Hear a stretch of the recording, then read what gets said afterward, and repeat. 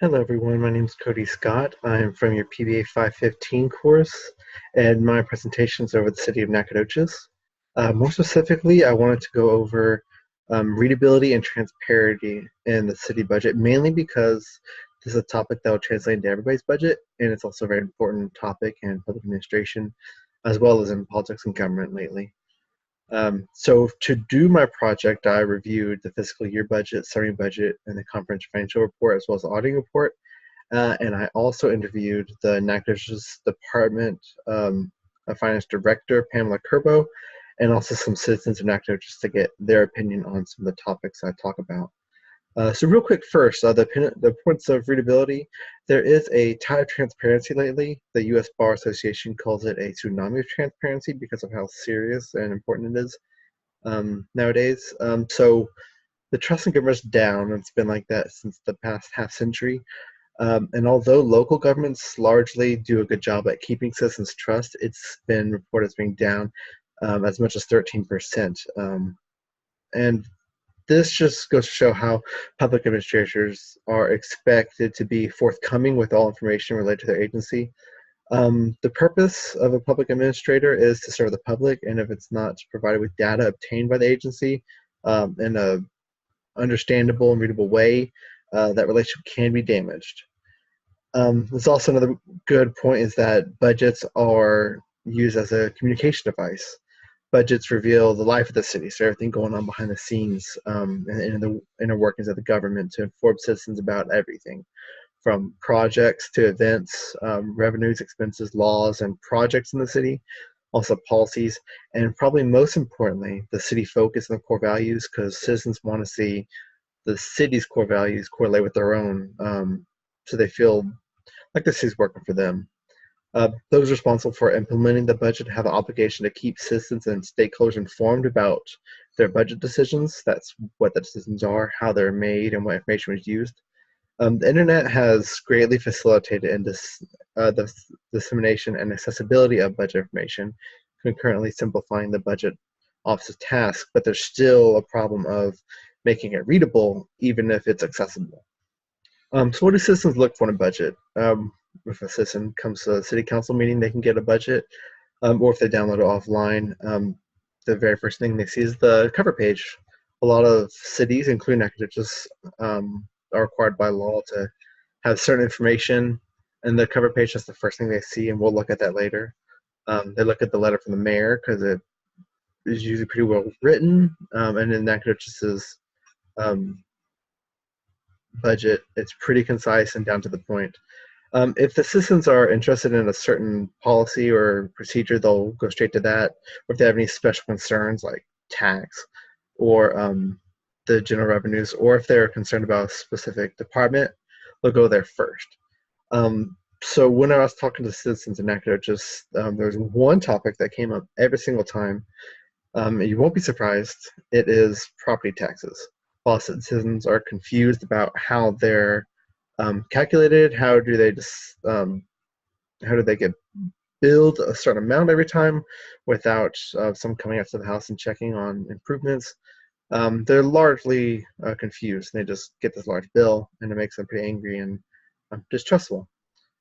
So problem with property taxes is that the citizens are largely uninformed or don't know how to get information about how the property taxes are decided upon and how they're taxed. Recently, Governor Abbott has said that Texans are fed up with property taxes, and he's trying to make a stand lately, saying that they're tired of the endless government spending without while honest, hardworking people struggle to keep up paying their tax bills. And while taking a stand, he said he couldn't sit by any longer while homeowners are reduced to tenants in their own property, and they're being taxed as if from a landlord, which is understandable. A lot of people think it's odd to get taxed on something you already own. On the left here is the very first line of the adopted budget and also Nacogdoches budget. And as you can see, is the number doesn't matter, but the percentage and the increase does. The very first thing taxpayers see is that increase, and they become concerned. So we'll visit that in a little bit regarding the director's response to that. Um, so how does one measure readability? In the GFAO criteria, every section has something to do with readability, but the most important section is C6, the understandability and usability. C1 and 2, the priorities and issues and budget overview. Financial policies. F5 through F8, fund balances, revenue, long-term plans, and capital expenditures, and of course O3 and O4, which is the position summary schedule and department descriptions. So the goal for readability, as far as the criteria, is to make sure that the document itself contributes to the effectiveness of the communication to the readers, and that includes detail, design, consistency, highlights, and the format throughout the whole budget. Nacogdoches has done a very good job of this. Before I show you some clips, they've received a Certificate of Achievement for Excellence in Financial Reporting for the past 8 years in a row. And here's some examples of what their budget looks like. As you can see, the design is sort of like my presentation here. And as you can see, on the left is what they require the local government code to have at the beginning of every budget. So this is what they see. They see an increase in tax, and doesn't matter how long the budget is. That's their first impression where they start getting concerned. But overall, they are very good at spacing it out, putting the relevant information and focusing on important sections and information while making it pleasing to the eye with some good graphs that are understandable for anybody. And here is an example of one of the departments. On the left, you can see an example of the fire department. All of the departments have good, concise, down to the point mission statements and descriptions. And they also have very good goals. It looks a little cluttered here because the fire department does so much, but they do a good job at making it concise, even though, but it does look cluttered as the goals start stacking up. On the right, you can see an example of their performance measures. These list out the objectives of each department, and as you can see, they do a pretty good job at listing that out, making it concise and readable, and it also gives you a year-to-year trend, which is good for citizens who don't often keep up with it. So in my interview with Director Curbo, I posed one of the questions was, Nacogdoches is supposed to place a value on household and property, but how do they know when improvements are added and actual value increases, or is actual value irrelevant to tax value? They feel like it gets increased and it's based on nothing. Her response was the city does not appropriate properties. This is done by the Nacogdoches Central Appraising District. They appraise property in Nacogdoches County for multiple taxing jurisdictions, including the city of Nacogdoches, Nacogdoches ISD, with the goal of appraising the property at market value. A good explanation. I think she does a very good job here, but the point is that a lot of citizens still feel like it's unclear and end up feeling like it's unfair. Another good question I had regarding readability, I wanted to ask, what do you wish every citizen to take away or understand from the city's budget, and what success have you seen in the past budget that you'd like to see accomplished in the most recent budget?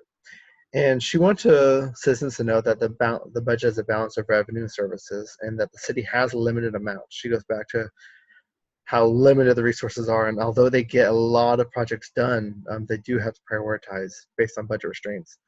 And she wants to also point out that multiple projects have been completed in the past budgets to improve infrastructure and parks specifically. And during the current budget, she would like to see that the city continue to upgrade infrastructure to provide these services. I think all this goes down to readability too, and understanding exactly what the city's doing. And that's also showcasing the accomplishments of the city, because a lot of the citizens were unaware of exactly what's going on besides what they might see on the director work.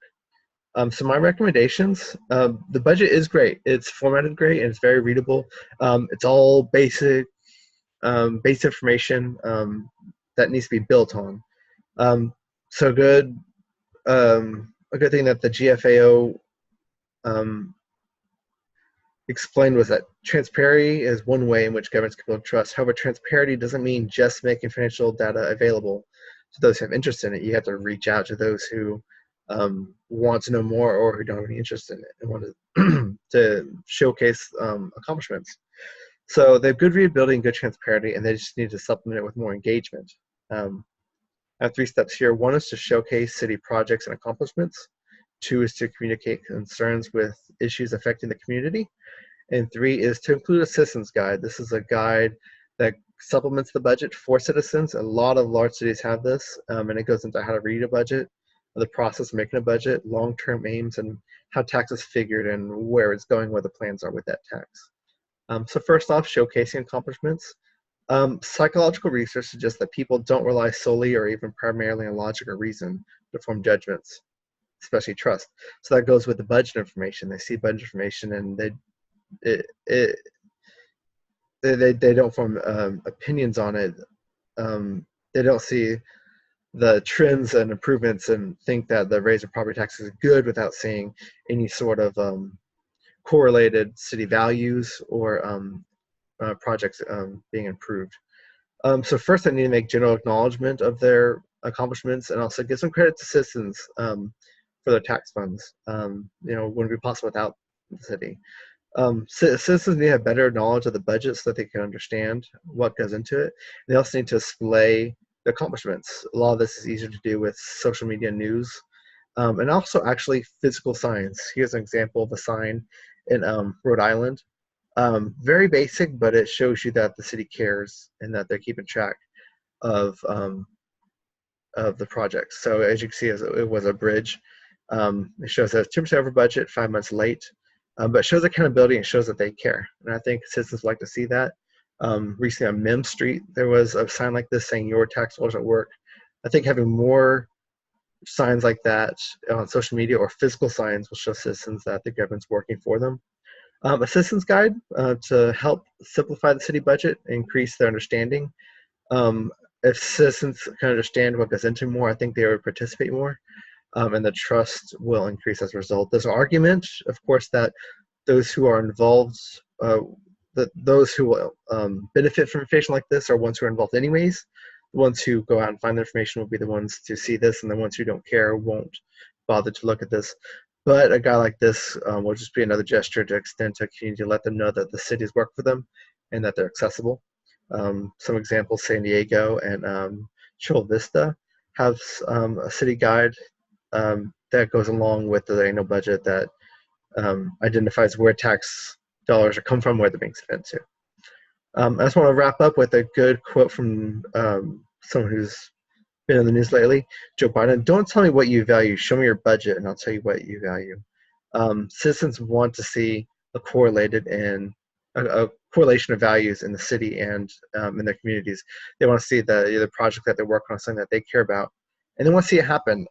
And even when you have a city like Nacogdoches who does work closely with the community, there still needs to be a communication openness with what their plans are so that the citizens can understand.